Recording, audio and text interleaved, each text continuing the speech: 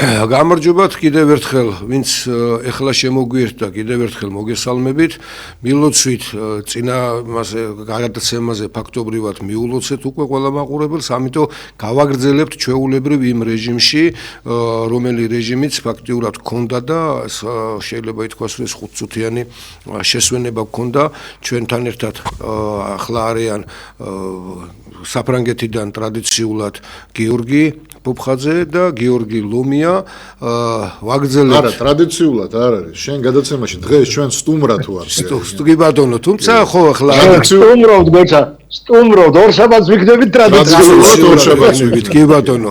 მაგრამ ისე კარგად მივეჩვიეთ ერთმანეთთან ამ საუბარს, რომ მე ვფიქრობ, რომ მართლაც ტრადიციულად და ის კი არა არ მყოფნის ხოლმე ის დრო, რომელიც გამოყოფილია, იმიტომ რომ ჩვენ მართლა ვცდილობთ იმას, რომ ცოცხალი ჩვენ რასაც ვფიქრობთ, იმას ვლაპარაკობთ. ეს ხო არ არის რაღაც პროპაგანდისტულად წინასწარ გათვლილი ხოლმე, რომ მოდით აქეთკენ დავგეგმოთ, მე არც იმას ხო, ამასაც არ ვთვლით, ცუდი კი არ არის, კაცო, ისიც რომ ხო ადამიანი წინასწარ ემზადება იციან სცენარი, როგორ უნდა წაიყვანონ, ესეც გეგმაზომიერი ჩვეულებრივი მუშაობა. ცოცხალი უფრო. მაგრამ ჩვენ შემთხვევაში არის, რომ აი ჩვენ ხმამაღლა ვფიქრობთ, საუბრობთ ერთმანეთს, ხშირ შემთხვევაში ვეკამათებით კიდევაც, აზრებს გამოვთქვავთ იმ შესაძლო განვითარებებზე, რაც ჩვენს ქვეყანაში ხდება და რაც მართლაც აი გული შეგვტკივა. მე სხვათა შორის მინდა რომ იგივე თემა გავაგრძელოთ, ოღონდ მაინტერესებს ევროპა ამ შემთხვევაში კი ინფორმაციის დიდი ნაწილი გამომდინარე იქიდან, რომ გინდა ევროპაში და გინდა საერთოდ იმაზე ანტარქტიდაზე იყავით, თუ კი ინტერნეტი გაქვს, ყველაფერს უცბად-ღებულობ, მაგრამ ერთი უპირატესობა გაქვს, გიორგი, რომ შენ პირდაპირ მაინც გინდა არ გინდა იმ ცენტრში ხარ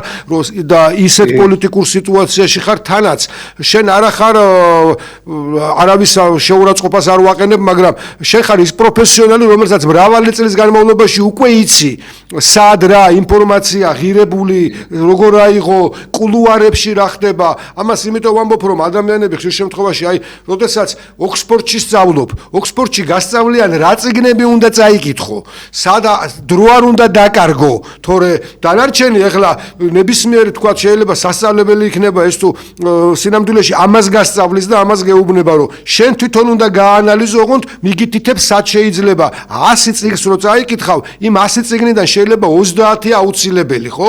აი იგივე მდგომარეობა შენ შემთხვევაში, შენ იცი სად მოძებნო, სად ფეიკია, სად რეალობაა, მე ამ რეალობასაც რადებს მის უკან ინფორმაციულად როგორ არის მიწოდებული, იმიტომ რომ თითოეული შეიძლება ითქვას ისიც კი იცი, ხელწერა როგორია, რას გულისხმობს და ამიტომ საინტერესო იქნება, ხა ჩვენ კი ვაანალიზებდით ირანის ამ მდგომარეობას, მაგრამ აი საინტერესოა ევროპელები როგორ ხედავენ ამას, იმიტომ რომ აქ გაჩნდა, კაცო, ეს აზრიც სხვათა შორის დიდი ხანია ტრიალებდა და მუსირებდა, როცა მიდის ლაპარაკი, ხა მე და გიორგიც ვსაუბრობდით შესვენების დროს, შიიზმის ვებერთელა საყრდენია რეალურად ირანი, რომელმაც ფაქტობრივად შეიძლება ითქვას, რომ არაბული სამყაროსგან სწორედ შეიძლება ითქვას თავდაცვის მიზნით, ხო, მიიღო რა, ალის მერე არც ერთ იმამს არ ცნობდა და ეს მათთვის იყო გარკვეულწილად მიუხედავად იმისა, რომ მონოეთნიკური არ არის, ხო, ირანი, მაგრამ ირანმა ამით შეიძლება ითქვას თავისი ნაციონალობა შეინარჩუნა,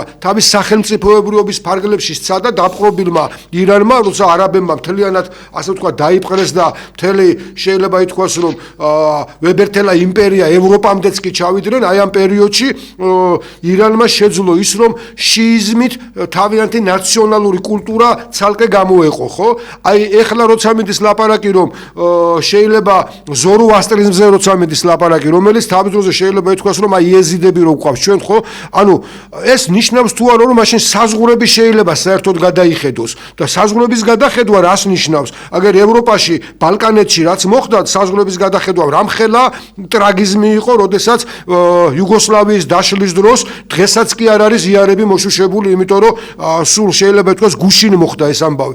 აქ თუ ეს მოხდა, თქვა საუბარი არის ირანში, თუ კი ეს ცვლილებები წავიდა და საზღვრების გადახედვაზე წავიდა, ახალი ქურთესტანის ჩამოყალიბებაზეც იყო ეს იდეები, სხვათა შორის მუსირებდა ამერიკელებთანაც, როცა ერაყში მიდიოდა, თქვა ეს ოპერაცია, რომ შეიძლებოდა თქვა ერაყის ქურთესტანი გამოყოფილიყო.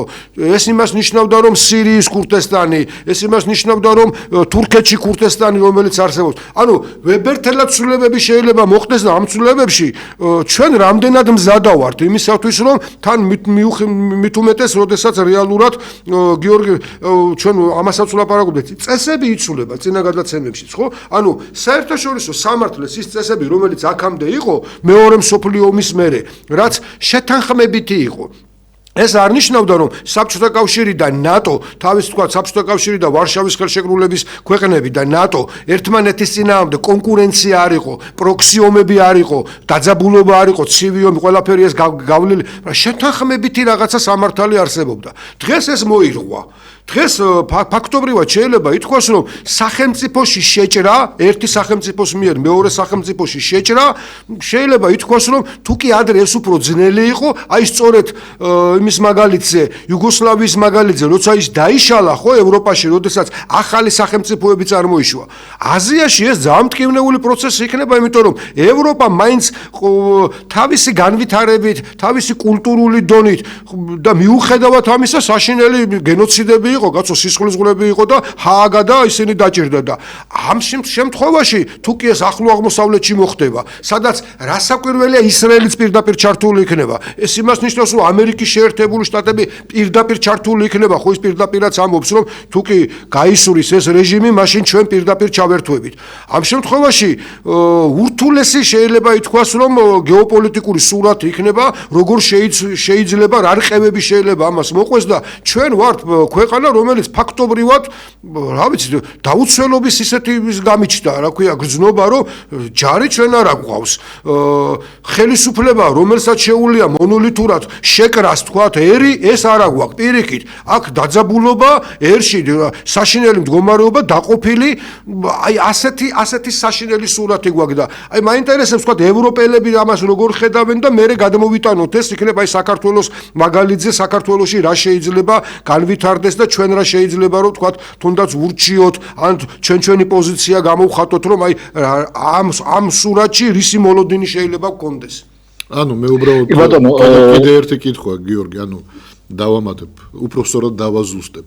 ანუ ევროპელები არიან იმის მოლოდინში, რომ თქვათ განმეორდება სირიის მაგალითი და ძალიან ბევრი ტოლვილი შემოვა ევროპაში, თუნდაც ირანიდან, თუკი მოხდა ის ჰუმანიტარული კატასტროფა, რომელსაც ჩვენ ვამბობთ, რომელზეც ვსაუბრობთ, ანუ არის თუ არა ევროპა ამის თეორიულ მოლოდინში? კი ბატონო, ეხლა გეტყვი გიორგი, ჩვენსა და აი ჩვენ მოლოდინებსა და ევროპულ მოლოდინებს შორის და ევროპულ ხედვას შორის ჩვენი უფრო აი რეალურ საფრთხეებზეა დაფუძნებული და ამ მოლოდინებიდან და ამ ყველაფრიდან გამოვდივართ, რა შეგვიძლია ჩვენ და რა არ შეგვიძლია. ევროპას ეს ცოტა სხვანაირად უყურებს ამ ყველაფერს, ევროპა ირანს ეხლა განიხილავს იმ ჭრილში, რომ აი დემოკრატიული ეს 40 წლიანი დიქტატურა უნდა დასრულდეს და ასე შემდეგ და ასე შემდეგ და რატო გიორგი იცი, ევროპას უკვე ირანული ემიგრაცია ყავს და იცის, ანუ მისთვის ეს რუსულ სიტყვას ვიტყვი, აბუზად არ იქნება, ხო, ემათ რა ქვია, ისინი ამისთვის მზად არიან, რომ ეს უფრო მეტი მზაობა და მზადყოფნა აქვს ევროპას, ვიდრე ჩვენ გვაქვს, ხო? ევროპა ამ წუთში სხვა რისკებს არ ხედავს ტოლვილების შემოჭრაში. თუმცა, ეხლა გინდა არ გინდა ერაყელი და იმისგან რა ქვია, სირიელი ტოლვილებისგან განსხვავებით, ასადსაც და ამასაც რა ქვია, ერაყის ხელისუფლებასაც, ხო, სადამ ჰუსეინს აბსოლუტური სიბნელე ჰქონდათ ემაში, რა ქვია, მოსახლეობაში, ანუ სადღაც 10%-მდე იყო განათლებული ადამიანი ამ ქვეყნებში და ირანში ეს არ არის. ეხლა ირანში მე ძალიან ხშირად მქონია ხოლმე შეხება განსაკუთრებით, როცა ვეხმარები ხოლმე εμას, რა ქვია, საემიგრაციო სამსახურს ქართველებისთვის თარჯიმნობას წევი ძალიან ხშირად შემოხვედრიან ეხლა ჩამოსული ირანელები, რომლებიც გამოეხსნა ამ რეჟიმს. ისინი განათლებითაც, კულტურითაც, ენობრივი იმისაც, რა ქვია, ინგლისურის და ფრანგული ენის ცოდნითაც, აი განსხვავება არის უფრო მაღალ კულტურულ და ცივილიზებულ საფეხურზე დგანან, ვიდრე ვთქვათ ავღანეთი ან რა ქვია, ავღანეთი საერთოდ მე-13 საუკუნეა თუ მე-14-ში გადავიდენ მე მგონი უკვე, ხო, მათივე კალენდრით, ხო? ხო და აქ ეს სხვაობა ნამდვილად არსებობს. ჩვენ როდესაც რისკებზე საუბრობთ, ჩვენ საუბრობთ იმ რისკებზე, რომ ჩვენ პატარა წარმოიდგინე 3 მილიონიან ქვეყანას 10 მილიონი რო შემოვიდეს, ესა რა ქვია, ირანელი მომაკვდინებელია უკვე ჩვენთვის და ეხლა 450 მილიონიან ევროპაში არ არის ამისი პრობლემა, თან მით უმეტეს რომ ევროპაში განსაკუთრებულად ირანელები ძალიან ადვილად ასიმილირებადები არიან. ეხლა მე ძალიან ბევრი შემოხვედრია, განსაკუთრებით ემაში რა ქვია, ავსტრიაში ექიმები არიან ძალიან ბევრი ირანელები და აი საკმაოდ ისეთი სერიოზული ექიმები და მაღალკვალიფიციური ექიმები არიან ირანელები. საუბრობ თანამედროვე ირანელებზე, ანუ თანამედროვე ირანელი ასიმილირება, მაგრამ რომელიც ვერ განვითარდა, ვერ გახდა თანამედროვე.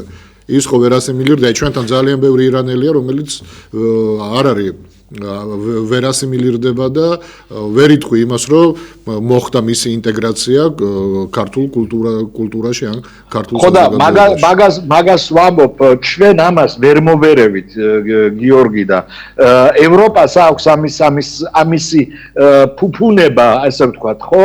რა თქმა უნდა, ევროპაში ჭირს ეს ყველაფერი, მაგრამ მათი ასიმილირება 450 მილიონიან ევროპაზე ვლაპარაკობ ჩვენ ახლა და თანაც გიორგი შენ ამბობ რომ პირველი ტალღა, ანუ რეალურად, როდესაც შახის რეჟიმი დაემხო მაშინ, ხო, ფაქტიურად ინტელიგენცია, ანუ ის ნაწილი გაიქცა, რომელიც შეიძლება ითქვას, რომ მართლაც აი არისტოკრატია იყო მისი, რა ქვია, ირანის.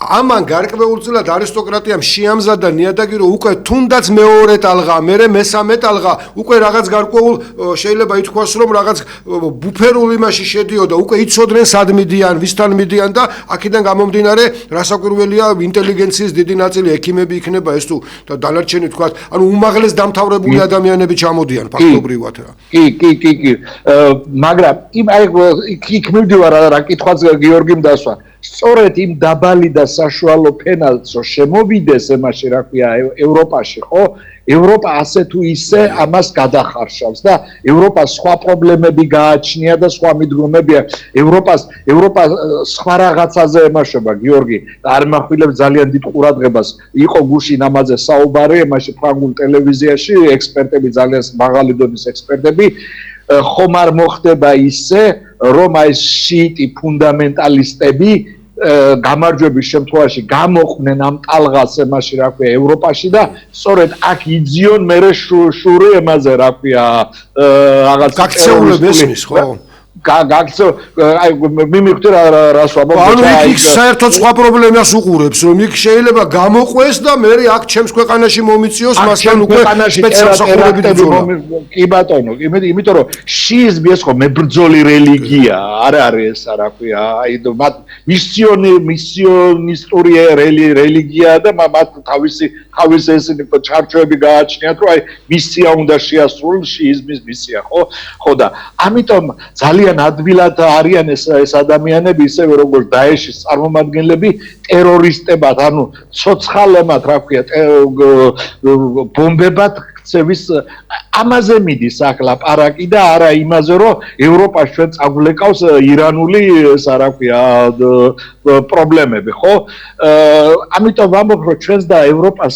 სხვადასხვა ესა აქვს რა ქვია პრობლემები სხვა და პრობლემატიკა სხვა ჭრილში უყურებს εμას რა ქვია ჩვენთან გოჩაი და წარმოიდგინე თუნდაც 5000 ლტოლვილი შემოვიდეს უკვე ძალიან ბევრია საქართველოსთვის რა მიუხედავად თან მით უმეტეს როდესაც ჩვენი საკუთარი 300,000 ლტოლვილი ყავს აფხაზეთიდან და ეს დღემდე გვაწევს კისერზე რა აი საშილა და ჩვენ ვერ შევძელით ეს გადაგვეხარშა სინამდვილეში და ძალიან გვიჭირს და დღესაც კი პრობლემაა გეთანხმებით თანაც არა მხოლოდ 5,000 ტოლვილი იქნება პრობლემა აქ არამედ უკონტროლო ტოლვილი იქნება პრობლემა თორე კონტროლებაც კიდე რაღაცა ეშვება ზარია და მოდით აბა რადგანაც უშვებს ზარებს შემოუშვებ მოდი მოусმინოთ მოусმინოთ აბა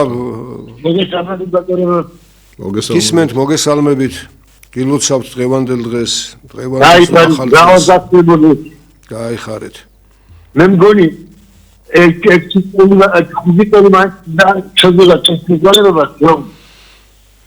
ეს უნდა დაგემოთ. მე ასე მგონია. კი, პრობლემა დადგებოდა კითხვის არსი გაითიშა, ხო? უნდა გაფრთხილებულიყო მანამდე მთავრობა. ხო და უნდა ეთიკა ამანცეს. კი, გეთანხმებით.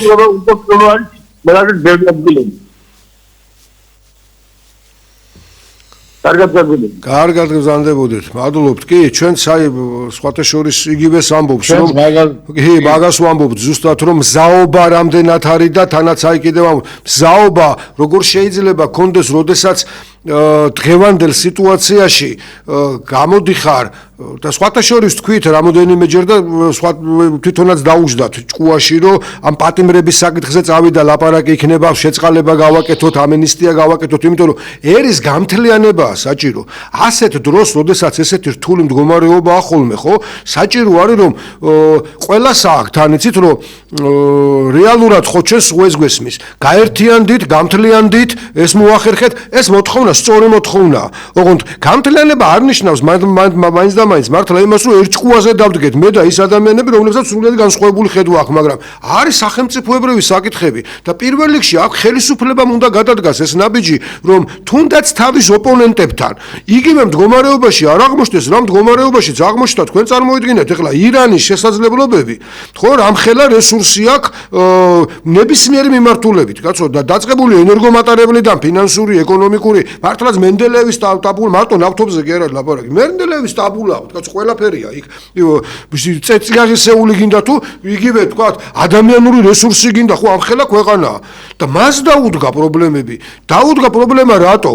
დაუდგა პრობლემა იმიტომ, რომ თავის ხალხთან ვერ მოახერხა დალაგება სიტუაციის მარტივი მიზეზის გამო.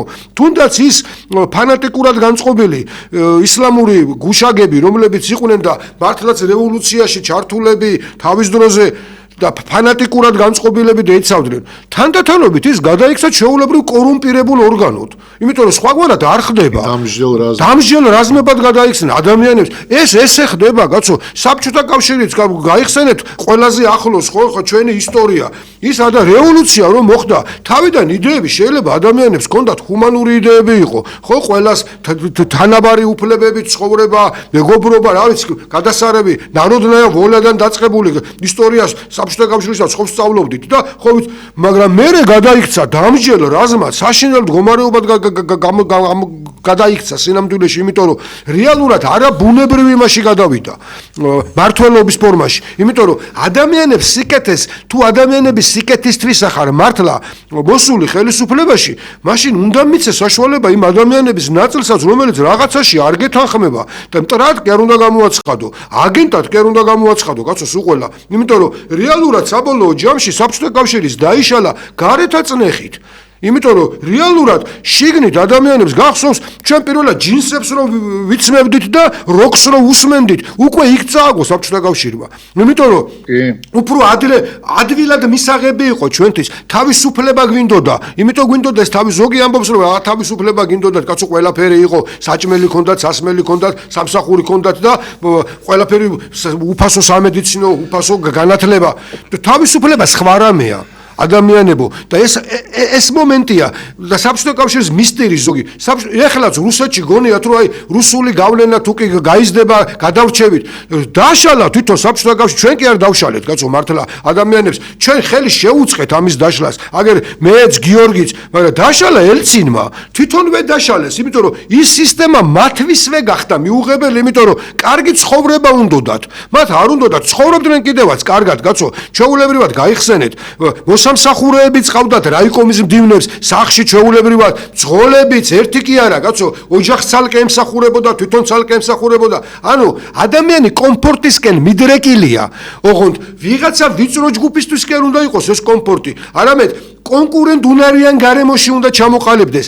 ამას ნიშნავს თავისუფლება და დღევანდელ სიტუაციაშიც კონკურენტ უნარიანი გარემო კი არ არის, სადაც ყველას აქვს, თქვათ, უფლება იმისი, რომ ერთ და იგივე უფლებები გვაქვს. არა, რაღაც გარკვეულმა წრემ გათვალა რომ არათუ მე იმაზე რა ქვია უკანონობის დაკანონება კი არა საერთოდ კანონის დარღვევაზეა კაცო ლაპარაკი რომ როგორც უნდა ისე დაარღვევს ჩემთვის მე პირდაპირ ვამბობ ჩემთვის თუნდაც დღეს დაჭერილი ის ძალოვანი მინისტრები მათვისაც კანონი უნდა მუშაობდეს სწორად არ შეიძლება სამართალი იყოს შერჩევითი ვიღაცასთან ესე შეიძლება ვიღაცასთან ესე შეიძლება ამას ვერ მივახციეთ და ამაზეა საუბარი რომ იქნება მოვახერხოთ და შევძლებთ რომ იმ გარშემო შექმნილმა იმ საფრთხეებზე რომელზეც ვლაპარაკობთ ამ საფრთხებმა მაინც მოახერხოს რომ ხელისუფლება გამოაფხიზლოს გიორგი თქვა ახლა შენამო იქნება გამოფხიზლეს ამ წელს ჩვენ ამას ვცდილობთ რომ კისრის წატეხვა არ გვინდა კაცო ის რომ კისერს წაიტეხავს ჩვენც არა ვართ კარგ დღეში ჩვენ გვინდა გამოფხიზლდეს და მიხვდეს რომ აუცილებელია ფართო ასე ვთქვათ საზოგადოების ჩართვა იმ პროცესებში რასაც სახელმწიფოს მართვა ქვია იმიტომ რომ სხვაგვარად ღებულობ იმას რაც მივიღეთ თურმე აღმოჩნდა რომ ის ადამიანები რომლებიც მიაჩნდათ მათ რომ რას ლაპარაკობ ყველაზე წმინდანები არიან ყველაზე კარგები არიან და ყველაზე მაგრები არიან აღმოჩნდა კორუმპირებულები არიან თურმე შეცდომები მოსდით ეს ჩვეულებრივად ესე ხდება როდესაც კონკურენტულარიანი გარემო არ არის ამიტომაც მოხდა რომ ვენესუელას ეგონათ კაცო რას ლაპარაკობ ეს 300-ები და გონი ეს 400-ები წავდათ და რუსები თელ გადაცემებს აკეთებდნენ რომ ამერიკელებმა შეაჩერეს და ვერ გაბედავენ იმიტომ რომ ამას ეს მოყვება და ამას ის მოყვება რომ ის ვაგნერი ჩასული არის იმაში რა ქვია კოლუმბიაში და თურმე ის ოფიცრები ახლა მართავენ სიტუაციას აგერ 37 წუთში დაამთავროს ოპერაცია არ ვიცი უკაცრავად შენ შეიძლება ეს 400 კონდეს განთავსებული მაგრამ თუ არავინ მართავს და არ არის ჩართული ხო ის არ მოქმედებს თავის მით უმეტეს თუ მას წინასწარ გათიშავ გაიგე და რაც მოხდა ვენესუელაში ჩვენ ვთანხმდებით იმაზე ხო რომ რაღაც შეთანხმება იყო ვიღაცეები გადავიდნენ თავის დროზე თქვათ შეერთებული შტატების ჯარების მხარეს და შეასრულეს დავალება მით უმეტეს თვითონ ტრამპმა თქვა რომ ჩვენ ვყავდაო აგენტიო იქო შიგნითო რომელიც ჩვენ ფაქტიურად ზუსტ კოორდინატებს გვაძლევდა იმ მომენტში კონკრეტულ მომენტში სად იმყოფებოდა მადურო გაიგე და ახლა და რატომ ხდება ეს გიორგი ეს ხდება იმიტომ რომ ქვეყანაში ადამიანებს мотивация უნდა ქონდეთ სამშობლოს დაცვის мотивация თუ არ გააჩნია ადამიანს ხო სხვაგვარად ის თავს არ შეაკლავს ერთ ასე ვთქვა რაღაც გარკვეულ ჯგუფს ხელისუფლებისას რომელსაც ხელში აქვს ჩაგდებული ძალაუფლება ეს მოხდება ირანში ეს მოხდება ნებისმიერ ქვეყანაში იმიტომ რომ რეალურად დემოკრატია სწორედ ამით იგებს ჰორიზონტალური ურთიერთობები თუ არა გაქვს და მარტო ვერტიკალზე აგებული სახელმწიფოში ურთიერთობა მაშინ ხდება ის რომ გარედან ვიღაცა მე თუ შენ გემორჩილები და ჩემთვის ქვეყნის ინტერესი კი არა მთავარი არამედ შენ რასაც მიბრძანებ ეგ არის მთავარი იმიტომ რომ მე ამითი ჩემ სოციალურ მდგომარეობას კარგად ვიწყობ მაშინ ხვალ შეიძლება აღმოჩნდეს გარედან ვიღაცა რომელსაც უკეთესი მდგომარეობა შემომთავაზოს ვიდრე შენ მაძლევ ამას დიდ მაშინ ავდგებით და ელემენტარულად გავყიდი ამ სახელმწიფოს ქვეყნის ინტერესს იმიტომ რომ ვერ ვხედავ мотивациას რატომ უნდა შევაკლა რაღაცას თავი ბოდიში მაგრამ სისტემა თავის დროს რატო შექმნეს მაგალითად 4 წლიანი არჩევნების შემდეგ 4 წელი აქვს უფლება ხელისუფლებაში ყოფნის კონკრეტულ პოლიტიკურ ძალას ხო რატომ შექმნეს ეს სისტემა მაშინ მონარქია რო გადააგდეს ხო იმიტომ შეიქმნა მე სისტემა რომელიც უნდა ყოფილიყო 4 წლიანი რომ იმის შემდეგ ადამიანებს ქონოდა უფლება მიეღო ახალი არჩევანი ხო გაეკეთებინა ახალი არჩევანი ეხლა ისმის კითხვა რატომ არ შეიძლებოდა პრეზიდენტისთვის ორ ვადაზე მეთხანს ყოფნა პრეზიდენტის ადგილას რატო და რატო შეიძლება ეს პოლიტიკური პარტიისთვის ანუ სისტემას ერთნაირად უნდა ემუშავა წესით მაგრამ ხალხმა რა იფიქრა რომ არ იქნება ისეთი გაყალბებები რაღაც ხო მომენტ ამიტომ პრეზიდენტი ორჯერ მეთხანს თუ რჩება თავის ადგილას ის უკვე ხდება დიქტატორი უნდა თუ არ უნდა დიქტატორი გახდება რა მივიღეთ შედეგად პოლიტიკურ პარტიებს უფლება აქვს რომ იყოს მუდმივად ხელისუფლებაში და პოლიტიკური პარტია ირჩევს პრემიერ-მინისტრს ხო და ისმის კითხვა რით განსხვავდება პრემიერ-მინისტრი იმ პრეზიდენტისაგან რომელსაც ირჩევდი 2 ვადით თუ შენ იცი რომ ხელისუფლებაში ყოფნისას 8 წელზე უფრო მეთხანს ადამიანი დიქტატორი ხდება ეს შეიძლება იყოს პოლიტიკური პარტიის ლიდერი ისევე როგორც ცალკე აღებული პრეზიდენტი ხო ანუ ჩვენ სამწუხაროდ ეს სისტემა რომ მივიღეთ და დავემორჩილეთ ამ სისტემას არ ვერ გავითვალისწინეთ ის რომ როდესაც ადამიანი ორჯერ არის ხელისუფლება პოლიტიკური ძალა ორჯერ არის ხელისუფლებაში ის შეძლებს არჩევნების გაყალბებას და მუდმივად გაიხანძლივებს საკუთარ ვადას იმ ხელისუფლებაში, რომელსაც მართავს დღეს, ხო, ანუ იმ ქვეყანაში, რომელსაც მართავს. ეს არის ყველაზე დიდი უბედურება. ერთ რაღაცას ვიტყვი, არიან ქვეყნები, სადაც კოალიციური მთავრობებია და იქ არის პარტიები, რომლებიც აი მაგალითად იაპონიაში 80 წელი მართავდა სოციალისტური მემარცხენეები 80 წელი მართავდნენ, ხო, εμას რა ქვია, ქვეყანას, მაგრამ ეგ ისე ითვლება, რომ უბრალოდ ის მართავდა პრემიერ-მინისტრი იყო ხოლმე იმ გამარჯვებული პარტიის. თუმცა კოალიცია იყო.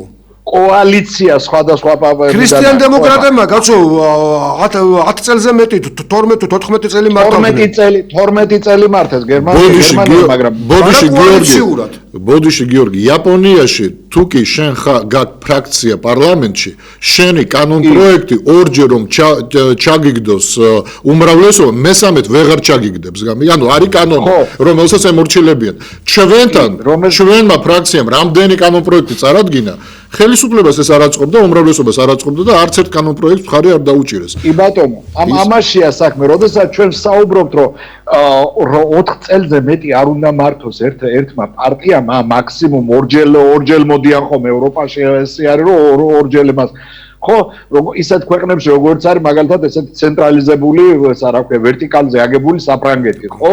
იქ პარტიული ეს არის, კოალიცია არ არის გამარჯვებული პარტია. იქ ორჯერ მეტი არ მახსოვს მე ყოფილიყოს, ხო? იმიტომ რომ მას არ გაუჩნდეს ზუსტად ის, რასაც გიორგი ამბობდა, იმის თუნება რომ დიქტატურისკენ წავიდეს და რაღაცა, ესე იგი გაუტკბეს ხელისუფლებაში ყოფნა, ხო? აი ჩვენ მაგალითად თუნდაც ამ ვერტიკალურ საფრანგეთში ჩვენ მქონია შემთხვევები, ეხლაც ესე არის, კაცო, ესა რა ქვია, სოციალისტური პარტიიდან არის ახალი პრემიერ-მინისტრი, რა ქვია, საფრანგეთის, ხო? შირაკი ოქროს გალიაში ჩასვეს, როცა მან არჩევნები წააგო და ლეონელ ჟოსპენი დაუნიშნეს ემად, რა ქვია, პრემიერ-მინისტრად, კოჰაბიტაცია რო გამოაცხადეს, ხო?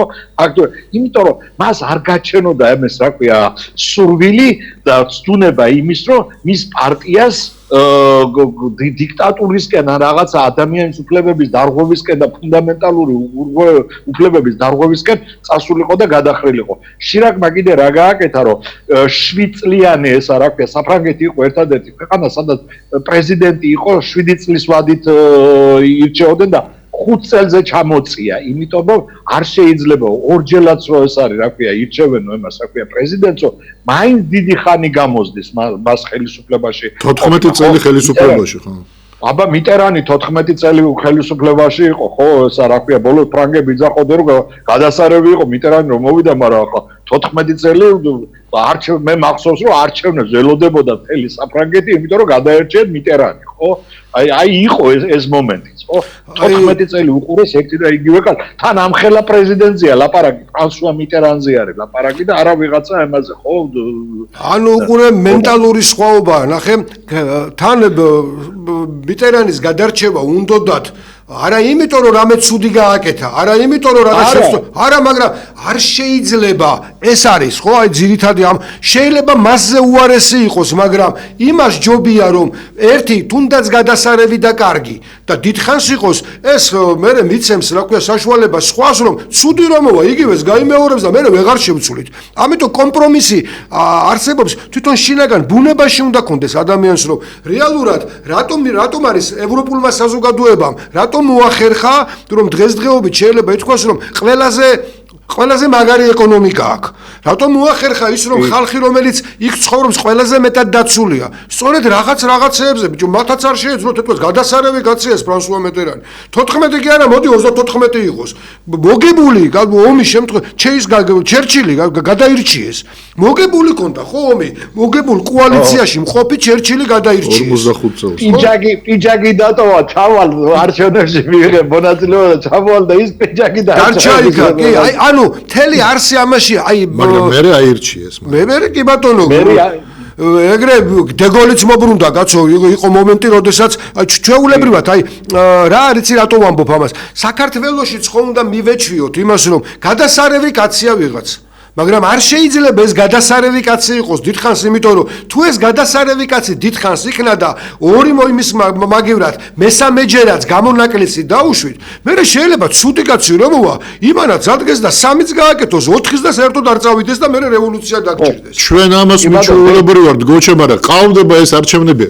შარლ დე გოლს, მიტერანს, იგივე რა ქვია, ჩერჩილს რომ გაეყალბებინა, ხო დარჩებოდა. კი, ანუ აქ საუბარი იმაზე რომ ადამიანები გეუნებიან რომ არ უნდა იყო ამდენი ხანი ხელისუფლებაში, მაგრამ აყალბებს ხელისუფლება ამარჩევდებს, გარეთ გამოდიხარ, გშლის და ის აი ზუსტად ამაზე ვსაუბრობ ჩვენ რომ სისტემა არ მუშაობს. არ ემორჩილება სისტემას განა ადამიანი. ხელისუფლება არ ემორჩილება იმ სისტემას, რომელსაც უნდა ემორჩილებოდეს და ამ შემთხვევაში უკვე ასეთი რევოლუციები ხდება, როგორც ახლა ირანში, იგივე ვენესუელა, რა სხვადასხვა ქვეყნებში, რომლებისთვის მიუღებელია. ხო, რასაც ამბობ, რომ ის რაც გონიათ, რომ სიძლიერეა, სინამდვილეში ყველაზე მეტი სიზუსტეა. ის დღევანდელ ხელისუფლებას როგონია, რომ ქუჩაში რო გერევა და აბა ჩემია პოლიცია და მინდა გავლახავ, მინდა ჩაუდებ, მინდა დავიჭერ, სასამართლო ჩემია. გონია, რომ ძლიერია და ამ დროს არის ყველაზე სუსტი და იმის გამოცხადება, რომ აგენტები არიან და მერე გარედან იმის რევოლუციას მიწყობენ, არ შველის ამ საქმეს. ეს ხო უნდა მიხვდე და გაიგო, კაცო, თან გაანებე თავის სხვების მაგალითებს, საკუთარ ქვეყანაში გადახედე ერთი როგორ ახდებოდა, კაცო, შენ თვითონ როგორ მოხვედი ხელისუფლებაში. მხარი არ დაგიჭირეს გარედან. იგივე დღევანდელი ქართული ოცნება რომ მოვიდა, მას გარედან მხარს არ უჭერდნენ, გახსოვს შაყირობდით, რომ ამერიკის ელჩიო რამის ივანიშვილის სახლში ზისო, ჩუსტებით გადადის პირდაპირ, ხო? აი, აქედან გამომდინარე, ხო უნდა მიხვდე ამას, ხო, რომ სააკაშვილიც, რომელიც რეალურად შეიძლება ითქვას, რომ მათთვის როგორც რეფორმატორი, ის ჩვენ დაგვიჯდა ძალიან ძვირად ქართველ ხალხს, ძვირი ფასი გადავიხადეთ იმ რეფორმებში, რომელიც მან ჩაატარა. ეს იყო ძვირი ფასი, ვამბობ, ადამიანების სიცოცხლედ დაგვიჯდა და ამიტომ იყო ჩვენთვის მიუღებელი და იმათაც ეს გაითვალისწინეს და გარანტია მიცეს და გაუშვეს სააკაშვილი, ხო? და იმან ეს გაიგო სხვათა შორის. მიხვდა, რომ თუ ამას არ გააკეთებდა, დაამთავრებდა ძალიან ცუდად, იმიტომ რომ პოლიტიკოსი იყო. დღეს ხელისუფლებაში რო ხარ, ასე რომ მოგიყვანეს და დღეს რო ფიქრობ, რომ იგივე რო არ დამემართოს, ამიტომ მე კანონს შევცვლი, NGO-ებს გავანადგურებ, იმათან ურთიერთობას შევწყვეტავ, პოლიტიკურ პარტიებს, რა ქვია, საერთოდ პოლიტიკურიებიდან დავაქრობ, შევწყვეტ საჩენებო ევროპასთან და ვიტყვი, რომ ეს ევროპა საშინელია, იმიტომ რომ მე მებრძვის და ამითი გადავრჩევი. შეკედებენ, შეხედე ერთი რომელი გადარჩა ასე. ამდენს ხო უნდა ხვდებოდე და ის რასაც ჩვენ გეუბნებით, რომ სინამდვილეში შენი გადარჩენაც, ქვეყნის სტაბილურობაც და ქვეყნის გადარჩენაც, შენი და ქვეყნის ინტერესები ერთმანეთს ემთხვევა ამ შემთხვევაში და გეუბნებით რა უნდა გააკეთო. ჩაატარო უნდა არჩევნები, სადაც პირდაპირ მიცეს საშუალება პოლიტიკურ ძალებს 20-25%-ზე მეტის აღებაც არ გინდა. 20-25% და 10-12 პოლიტიკური პარტია, რომელიც შიგნით შევა, ხო, რეალურად მოგცემს იმის საშუალებას, რომ ქვეყანა იმის მიხედვით, როგორ უნდა ილავიროს იმ რთულ სიტუაციაში, რომელიც გვაქვს და თან პასუხისგებლობაა გადანაწილებული. შენ ბევრჯერ მეგიღია გიორგი მონაწილეობა და ყოფილ ხარ შენ საერთაშორისო თქვათ იმაზე, როგორ ხდება გადაწყვეტილებების მიღება, ან თქვათ როგორ ღებულობენ ყოველ შემთხვევაში საპარლამენტო კომისიებში როგორ ხდება და თქვათ როცა რაღაცა ესეთია, მისა პასუხისგებლობა რო გაქვს აღებული და შენც რომ მონაწილეობ, ადვილად ვეღარ გამოდიხარ და ვეღარ აკრიტიკებ, იმიტომ რომ თავად მონაწილე ხარ იმ პროცესის, იმიტომ რომ რეალურად შენც იღებ იმ პასუხს, ეს მიეცი რა ამ ადამიანებს. ეს მოხდება გოჩა მაშინ, როცა შენ შეწყვიტავ ყურებას ქვეყნის მიმართ, ისე როგორც თქვათ ფული საჭრელი დაზგა. აი შენ რო ქვეყანას უყურებ როგორც ფულის საჭრელ დაზგად, მიგაჩნია რომ ეს არის შენი ფულის საჭრელი დაზგა, შენ არ გინდა დათმო, ხო, ანუ ფაქტურად შენ ამით სერიოზულად მდიდრდები და შენ რასაც თავაზობ, შენ თავაზობ ქვეყნის გადარჩენას, ხვდები? ხო, მაგრამ ქვეყნის გამოყვანა გადაირჩენს თავს ამ ხო, მაგრამ უნდა რომ ანუ მიზანი რა, ქვეყნის გადარჩენა, თუ რაც შეიძლება მეტი გააკეთოს და მე საბოლოო ჯამში თქვა დატოვოს ქვეყანა. აი ჩვენ ხო არ ვიცით მიზანი რა, აქ, თორე რეალურად მიზანი თუ თუ აქ ქვეყნის გადარჩენა, თუნდაც ხელისუფლებაში დიდხანს დარჩენა, მაგრამ სწორი მართვის შემთხვევაში ხალხს არ ექნება პრეტენზია ხელისუფლებასთან. შენ თუ ამ გზას შესთავაზებ, მაშინ უნდა დათმო ეს დაზგა, იმიტომ რომ ამ დაზგიდან ფული ბიუჯეტში უნდა შედიოდეს. როდესაც შენ ამბობ, რომ ამ მინისტრმა ამდენი მილიონი შეჭამა, იმ მინისტრმა იმდენი მილიონი შეჭამა, იმ კიდე დღეს რამდენი მინისტრი რამდენი მილიონს ჭამს, ღმერთმა იცის. ანუ როდესაც ეს ყველაფერი მორჩება და ბიუჯეტში წავა ეს მილიონები, ხალხი ნელ-ნელა დადგება ფეხზე და ამოისუნთქავს, ხო? გაიზრდება პენსიები, სოციალური დახმარება, სოციალურად დაუცველი ფენა გაქრება ფაქტურად, შენ თუ მცირე ბიზნესის განვითარებას ხელს შეუწყობ. მაგრამ როდესაც შენ ამაზე არ ფიქრობ და გეგმა სხვა გაქვს, ну მაშინ ვიღებთ იმას, რასაც ვიღებთ. კი ბატონო, იცი რა არის, როდესაც აი მაგ დაზგაზე მაქვს საუბარი რა. როდესაც შენ კოალიციურად შეიყვან εμას, რა ქვია, მართლობაში ყველა პოლიტიკურ ჯგუფებს. პოლიტიკურ ჯგუფებს, ხო? ზუსტად ერთმანეთის კონტროლი იქნება იმაზე, რომ ის დაზგად არ გადაიქცეს სახელმწიფო ბიუჯეტი. ეს ერთი და მეორე ძალიან საინტერესო მომენტი, ბიჭო. იქნება და იმ კოალიციაში ისევ შენ გირჩევენ ემათ, რა ქვია, პრემიერ-მინისტრად, რა იცი? კი, მაგრამ შენ აგირჩევენ, მე იმიტომ გეუბნები, მიზანი რა გაქვს?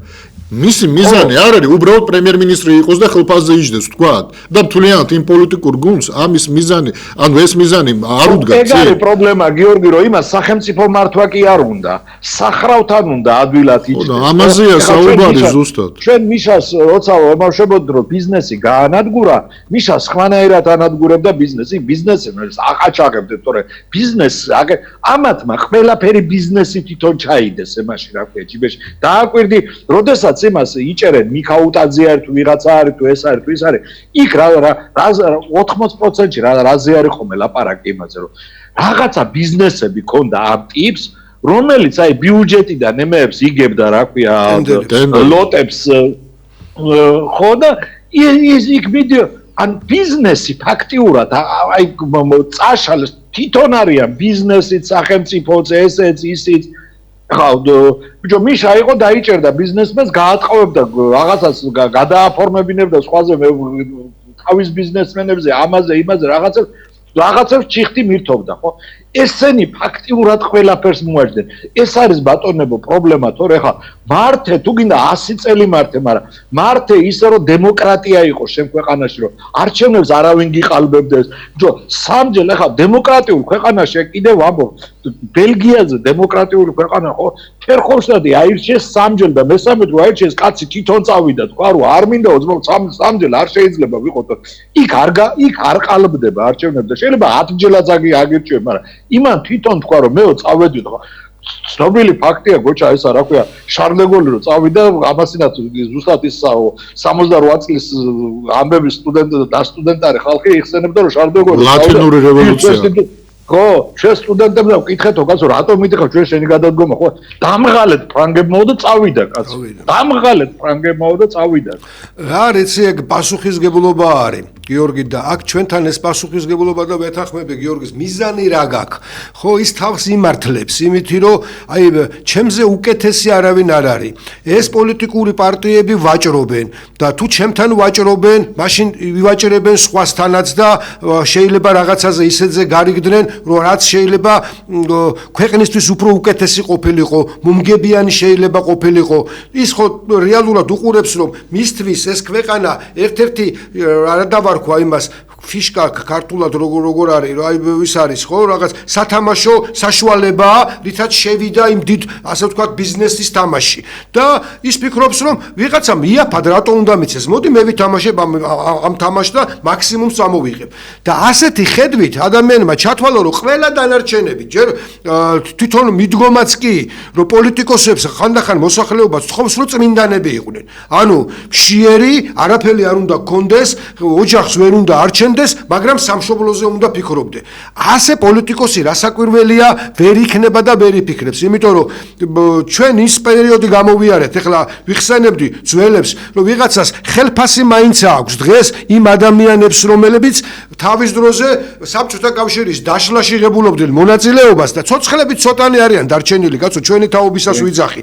და გამიხარდა, რომ თურმე იქ მუშაობსო და რაღაცა ვიღაცას სამადლოდ გაუკეთებია, რომ ხელფასი აქვს და რაღაცა კონდეს. ეს იმ ადამიანებზეა ლაპარაკი, რომლებმაც ფაქტობრივად შეცვალეს სისტემა კაპიტალისტურზე გადაიყვანეს. აქ ვიღაცები მილიარდელები გახდნენ და ამ ადამიანებს ოჯახში ყავთ, რა ქვია, მშიერი ისინი ყავთ ცოლშვილი. და ითხოვენ, რომ ასე უნდა იყოს პოლიტიკოსი. არა, პოლიტიკოსიც ჩვეულებრივად წარმატებული უნდა იყოს. პოლიტიკოსაც უნდა კონდეს შემოსავალი, ჟურნალისტსაც მაღალი ხელფასი უნდა კონდეს. ოღონდ სამშობლოს გაყიდვამდე რომ დაიყვანე და იქამდე მიიყვანე პოლიტიკოსები, რომ იმის გამო რომ პირობები არ ქონდათ, იმის გამო რომ პოლიტიკური პარტიები რამ გაანადგურა სინამდვილეში. როცა ამბობენ, აი ვაჭრობენ პოლიტიკოსები, ამაშვები, რამ გაანადგურა, იმიტომ რომ არათანაბარ პირობებშია. ხელისუფლებაში თუ ხარ, ყველაფერი შენ გაქვს, თუ ხელისუფლებაში არ ხარ, ხელისუფლებასთან კარგად უნდა იყო პოლიტიკური პარტია, რომ მე იმის საშუალება მოგცე, რომ ოჯახში თუნდაც საჭმელი მიიტანო. ამ მდგომარეობამდე რომ მიიყვან, მე იმ პოლიტიკოსებისგან ითხოვ, რომ გენიალური გადაწყვეტილებები მიიღონ. მე ითხოვ, რომ რატომ ართულიან და დღეს რაც ხდება, კაცო, პოლიტიკური სპექტრი საერთოდ ერთი განადგურებულია და საერთოდ პოლიტიკას მოშორდა, მეორე ნაწილი დაჭერილი ყავს, მესამე ნაწილი, ვისაც პოლიტიკოსობა დააბრალე.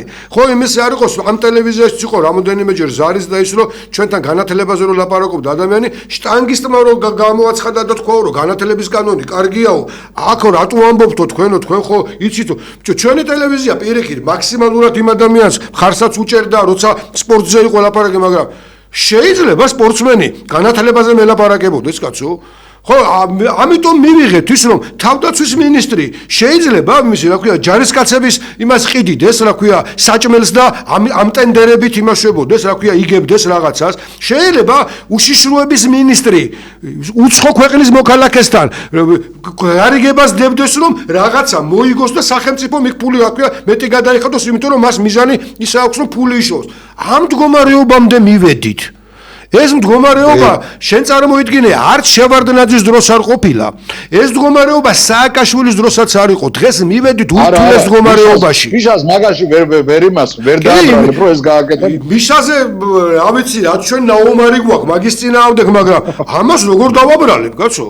ხო, ანუ რეალურად ჩვენ შევედით ისეთ მდგომარეობაში, კიდევ ამბობ, ვიღაცა იტყვის, რომ აბა თქვენ რა გინდათ, ეხლა მართალი ყოფილა ბიძინა, მიშას უჭერთ ხარს. ბიჭო, მიშას კი არ უჭერ ხარს. წინა იმაზე, რა ქვია, გადაცემაში მაგით დავიწყე, რომ ადამიანმა დღესაც ვერ ისვენებს, კაცო, და კიდე ისეთ რაღაცეებს აკეთებს, ისევ მისი, რა ქვია, ივანიშვილის წისქვილზე ასხავს წყალს. ფერეიდნელ ქართველებს მოუწოდებს, რა ქვია, გამოდით, იქ მიტინგი, გაჩერდი რა, შეგაი ადამიანო რა. ყოფილი პრეზიდენტი ხარ, ცოტა სერიოზულობა ხო გმართებს, რომელი იმასავით რა ქვია, იმას გააგზავნე ავიამზიდებს თუ ჯარს თუ და ეხმარები თუ რას იზავ, უეუნები ვიღაცას გამოდი და იჭხუბეო იქო. გაჩერდი რა, მოისვენე მაინც რა. კიდევ იმის საშუალებას აძლევ, რომ იმის არ იყოს რუსეთთან ურთიერთობაში დაძაბვა. ჩვენ გახსოვს უყურებთ იმას ვამბობდით და ამიტომ ადამიანების რაღაც ნაწილს პრორუსები ხართ, რა ქვია, პრორუსი კი არა ვარ. არ შეიძლებოდა დაძაბულობის შემოტანა მაშინ და სისულელეები ვქენით, იმიტომ რომ იმასე, რა ქვია, აგვისტოს ომის მერე ქვეყანა ფეხზე ვეღარ დადგა. ურთულეს მდგომარეობაში აღმოჩნდით. კიდევ უფრო აფხაზეთიც და ისეთ ცხინვალიც კიდევ უფრო დაშორდა იმას, რა ქვია, თბილისს, კიდევ უფრო რთული გახდა აი ამ მოქმედებების გამო და დღესაც თუ კი ასე ვთქვათ, ლაპარაკობთ რაღაცაზე, ლაპარაკობთ ამ ხელისუფლებასაც ერთ რამეს ვეუბნებით, რომ ბიჭო, მოდით აზრზე რა, მოდით აზრზე, არ გინდა იმაში, რა ქვია, ვაშინგტონში ვიღაცეების მოძებნა იმისათვის, რომ ფული გადაუხადო ლობირებისთვის, რომ მერე გარანტიები აიღო. არ გჭირდება მოსკოვში ვიღაცეების მოძებნა იმისათვის, რომ ფული გადაუხადო და მერე გარანტიები აიღო. არც ევროპაში. საქმე გააკეთე აქ და ამაზე დიდი გარანტია, რასაც ქართველი ერი მოგცემს, ვერავინ სხვა ვერ მოგცემს. ჩაატარე ნორმალური არჩევნები. მართლაც მოახერხე არავინ არ დადგება კაცო ერთმანეთის გვერდზე ის ადამიანები მოგვიწევს სახელმწიფოს გამოდადგომა რომელთანაც შეიძლება პოლიტიკურად ვერასდროს ვერ შეთანხმდეთ რაღაც საკითხებში მაგრამ როცა საქმე მიდგება იმაზე რომ ქვეყნის გადარჩენაზეა ლაპარაკი მოგვიწევს ერთად დადგომა იმისი არ იყოს მე მაგის გვერდზე არ დავდგები ბიჭო არ დავდგები კი არა ისე მიყავს საქმე ერთად ჩაგვსვავს უყველას და დავჯდებით შენ კი მაინც საფრანგეთში ხარ და იქ არ ამგონია რომ ვიღაცამ გადმოსცე შენი თავი მაგრამ აქ ამან შეიძლება ეგეც გააკეთოს და თუ ქვეყანას გამოადგება კიდე გავნები მე ვხედავ რომ არ გამოადგება თორე ჩემ დაჭერაზე რომ იყოს დამიჭირე მე მინახავს გახსოვს შენ მის დროს რა ქვია ზვიად გამსახურდიას დროს როცა ოპოზიციის ის იყო ერთ-ერთი უშიშროების მინისტრი ძალიან ცოტა ხნით იყო მე პირდაპირ უთხარი კაცო გვარდასახელს იმიტომ არ ვამბობ რომ არ ვარ შეთანხმებული ხო იმ ადამიანთან და უთხარი ბიჭო დასაჭერები თუ არ დაგვიჭირე რაზეა ლაპარაკი დაგვიჭირე მაგრამ ის მაინც იცოდე რომ ერთი წლის თავზე როცა პრობლემა გადაივლეს მე ამინისტიით გამოგვიშვი და მანამდე ოჯახი ნორმალურად რო ყავდეს მიხედეთ ამას თორე თუ თქვენ თulit რომ ჩვენ დასაჭერები ვართ დაგვიჭირე რაზეა ლაპარაკი ოღონდ არ გადაარჩენს ეს სახელმწიფოს იმიტომ რომ რეალურად პრობლემას ამითი ვერ მოხსნით თორე ეხლაც ვეუბნები დამიჭირე კაცო რაზეა ლაპარაკი მაგრამ პრობლემა არ წყდება ამიტომ ირანის გვერდზე ასეთი სიტუაცია იქითკენ ვენესუელაში ხედავ რა ხდება უკრაინის სიტუაცია არ ვიცით ჯერ კიდევ როგორ დამთავრდება იმიტომ რომ ევროპა რეალურად მართლაც ცდილობს იმას რომ რაღაც გარკვეული გარანტიები აიღოს რუსეთთან მიმართებაში ასეთი დაძაბულობების დროს როდესაც რეალურად არ მუშაობს საერთაშორისო სამართალი რეალურად დღეს არის რუსული სიტყვა ბესპრეძელია და ახალი სამართალი უნდა ჩამოყალიბდეს. როგორ მოახერხებენ ამ ახალი სამართლის ჩამოყალიბებას და ის რო ჩამოყალიბდება ჩვენ რა მდგომარეობით აღმოჩნდებით იმ ახალ სამართლებრივ სივრცეში ეს მისაღწევი გვაქვს და მისასვლელები ვართ. იმიტომ რომ როცა ვლაპარაკობთ რომ თუ კი ირანში მოხდება და ახლო აღმოსავლეთში საზღვრების გადახედვა ჩვენ რაღაც ისე ვართ განაღდებულ სიტუაციაში რომ ყველაფერი მაგრად ვაქვს როცა შედარებით იყო საერთაშორისო სამართალი ორი ტისა გვაქვს დაკარგული აგერ სოხუმი და ცხინვალი დღემდე რა ქვია პრობლემაა და რა იქნება ხვალ არ ვიცით ვინ იქნება ვიღაცა ამბობს რომ რუსეთი იმას იზავს რა ქვია ჩვენ ინტერესებს დაეცავს რუსეთს თავისი ექნება დასაცავი კაცო რუსეთს სხვა პრობლემები აქვს ძალიან ბევრი პრობლემები აქვს იმიტომ რომ მარტო კავკასია არ არის კავკასიაშიც ინტერესების ვებერთელა კვეთაა და ერთ-ერთი არის ირანში მიმდინარე პროცესებით რაც ხდება ეს პირდაპირ უკავშირდება კავკასიასაც და ევროპასა და აზიის ასე ვთქვათ მაკავშირებელ იმას რა ქვია ზოლს როგორი იქნება და ენერგომატარებლები როგორი იქნება საერთოდ ენერგორესურსები როგორი იქნება ეს ყველაფერი არის საფიქრალი და არ ვიცი მე ვფიქრობ რომ ალბათ ჩვენი თუნდაც დღევანდელი გადაცემაც რაღაცაზე მაინც ჩააფიქრებს კაცო ამ ხელისუფლებას და ხელისუფლებას თუ არა იმ ადამიანებს მაინც რომლებიც გვისმენენ და რაღაც გარკვეული არა პირდაპირი მაგრამ რაღაც თუნდაც ირიბი გავლენა აქვთ იმ ადამიანებთან რომლებსაც პასუხისმგებლობა აქვს სახელმწიფოს მართვაზე ამას ვცდილობთ ყოველ შემთხვევაში რომ ადამიანებს ეს გაუჩინოთ ეს მოდი გიორგის მივცეთ საშუალება იმ რომ წუთნახევარია დარჩენილი და როგორც საფრანგეთიდან კაი ბატონო როდესაც გოჩა ჩვენ ლაპარაკობთ რომ ესენი გამოდგნენ ორი დღის უკან და როცა პარიზში გაიმართა ეს შეხვედრა უკრაინის საკითხზე როცა მაკრონმა მოიწვია ხო იქ იყო ერთ-ერთი წინადადება წამოყენებული რომ ბრიტანეთი და საფრანგეთი შეთანხმდნენ იმაზე რომ შვიდობის შემთხვევაში შესაძლებელია რომ საფრანგეთმა და დიდმა ბრიტანეთმა გააგზავნონ ჯარები ესენი დაცინოდნენ ამას რომ აიო ბრიტანეთს და საფრანგეთსო ომის დამთავრება არ უნდა ბრიტანეთს და საფრანგეთს არა მარტო ომის დამთავრება უნდა არამედ ისინი ზუსტად იმას აკეთებენ რასაც შენ ამბობდი ახლა შვიდობის გარანტიები სად არის აი ზუსტად ამ ვაკხანალიაში რომელიც ახლა ჩამოყალიბდა და ბესპრინძელში რომელიც ახლა არის საერთაშორისო სამართალში ეს ორი დიდი სახელმწიფო ზუსტად იმას აკეთებს რომ მათ შვიდობის გარანტია ჰქონდეს იმით რომ იქ ყავდეს თავისი რაღაცა სამხედრო წარმომადგენლობა ელემენტარულად რაღაცა რომ მოხდეს იმათმა დაუსტუნონ მაინც რომ პარიზამდე ამათმა გაიგონ და რაღაცა ემასმა რა ქვია დაცვის სისტემები მაინც ჩართო ხო და როდესაც ესეთი რაღაცა ხდება და შენ წამოწოლილი ხარ ყურზე ბალიშზე გიდევს თავი და ტროლების ფაბრიკის გარდა არაფერს არ ქმნის სახელმწიფოში და ოპოზიციას გემათ რა ქვია ეშმაკებად და ჯოჯოხეთის მასშტაბებად თამაშები რა ქვია ოპოზიცია არ არის არაფერ შუაში შენ ხარ ყველაფერ შუაში აღარ აყავს ბატონო ეს ოპოზიცია ლიბერალურ ოპოზიციაზე მაქვს ლაპარაკობ რა ვარსებობ და ვიარსებობ რაზე ლაპარაკობ ლაპარაკ ხო დავიწყებ ჩვენ კიდე მოძრაობას მე ნამდვილად ვიცი და ჯერავს მაგ და იმ ხალხს რომელიც ემაზე რა ქვია რუსთაველზე დგას იმათ რაღაცა აკაცუკებად და ლიბერალებად და LGBT თემის და რაღაცების წარმომადგენლებად ემაზე სულაც არ არიან ის ჩვეულებრივი ადამიანები არიან იმათ ფეხებზე კიდიათ გირჩი ჯაფარიძეს იმათ ფეხებზე კიდიათ ლელოც რა ვიცი მე ნაცები ჩპაცების და ყველა ის ხალხი სხვა რაღაცას ითხოვს იქ და შენ უნდა ჩახვიდე და იმას მოусმინო როცა ესახა რა ქვია ეხლა გოჩა რაც არ უნდა ვლანძღო ჩვენ ესა რა ქვია ედუარდ შევარდნაძეს ქონდა იმის ესა რა ქვია ყოველთვის საშუალებას და იმისი მაშკაცობა სურვილის რაც კი ჩადიოდა ჩადიოდა და პირდაპირ ემაშებოდა ხო ესა რა ქვია ხო და შენ როცა იმალები და ხალხს ემალები ძალიან ცუდია აგერ არის ირანი მაგალითი ხალხს რო ემალებოდი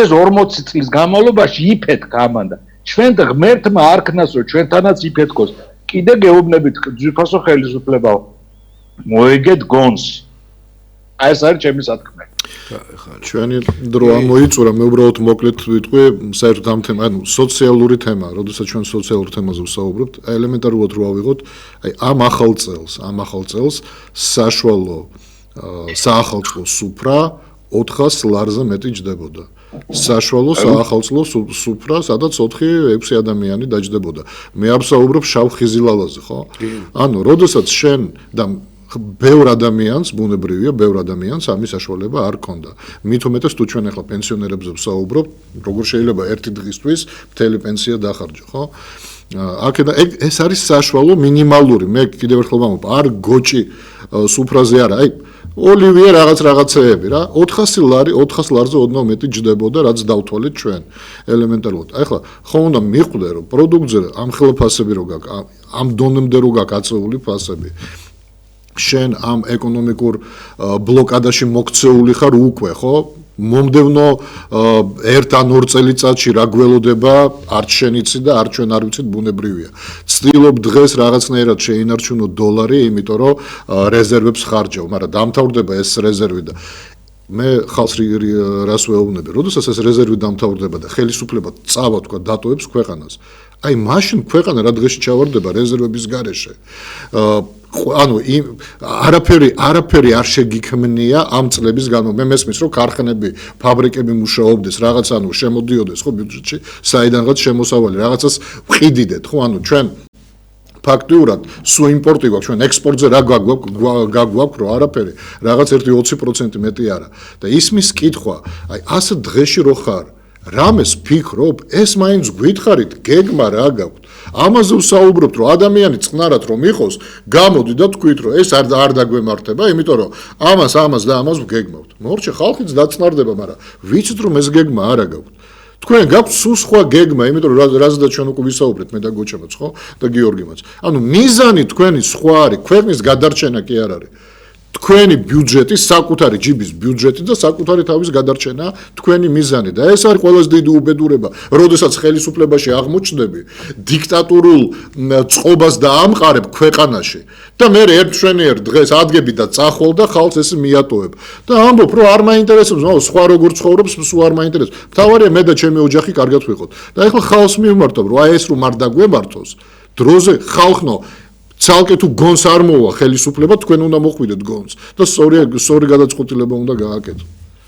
კარგი, დავემშვიდობოთ. მართალია დიდი იმედებით არ ვემშვიდობებით ის რაც ხდება, მაგრამ რეალობა ეს არის და ამ რეალობაში ოღონდ იმედი ერთი რამის არის და ღმერთმა ნუ მოგვიშალოს და ამიტომაც დავიწყეთ ხო ჩვენ იმეთი რომ ახალ წელს რომ მიულოცავ ადამიანს იმედია რაღაცის იმედი რომ ახალი შეიცვალა უნდა შევცვალოთ რაღაც ამისთვის მზად უნდა ვიყოთ რომ თუ მოგვიწევს შეცვლა უნდა შევცვალოთ იმიტომ რომ ვეთანხმები ერთ გიორგისაც მეორე გიორგისაც ხელისუფლებას რომელსაც ჩვენ რა მიზნით ავირჩიეთ როცა იმას არ აკეთებს და მხოლოდ იმას აკეთებს რომ თუ კი რაღაცა უბედურება მოხდა ჩვენს კარგად ვიცით რომ ეს უბედურება შეიძლება მოხდეს და თქვენ ვერაფერს ვერ გიშველით, მაგრამ ჩემ თავს კი უშველიო.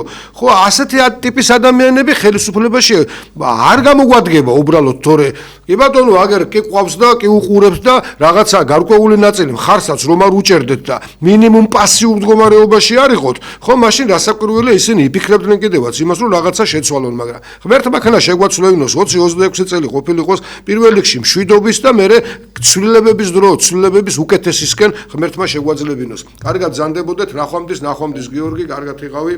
ახლა კარგად ზანდებოდეთ.